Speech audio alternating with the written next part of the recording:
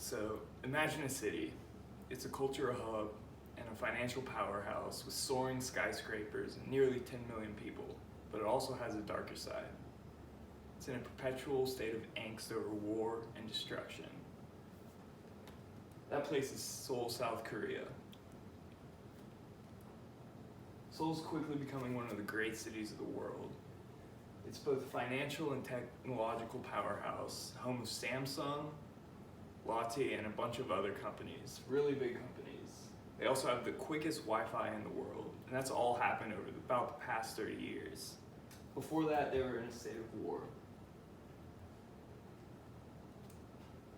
They also have a bustling nightlife. If you remember Gangnam Style, that's an actual place. It's a financial district, and at night it's filled with clubs.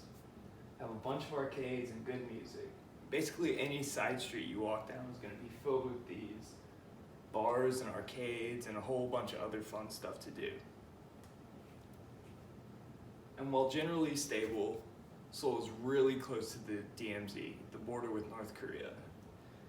Just to give you an idea of how close it is, Seoul is closer to the DMZ than Dallas is to Fort Worth.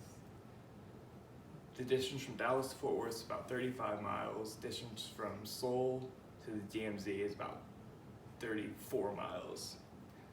Also, Seoul is closer to Pyongyang than Dallas is to Houston, which is a pretty big thing. If you look closely, and I only realized this because I had it pointed out to me, all of the tops of the buildings in Seoul are flat, and that's for a deliberate reason. That's because in case of a war, they need to put artillery cannons on top of those skyscrapers to defend the city. There are lots of military installations up in the mountains. When I was there, me and my friends kind of got lost up there. We were looking for a place to hike, and we just drove by all these really military encampments, both US and South Korean. And here's how close it is. It's really close. And here's a picture of some of the mountains.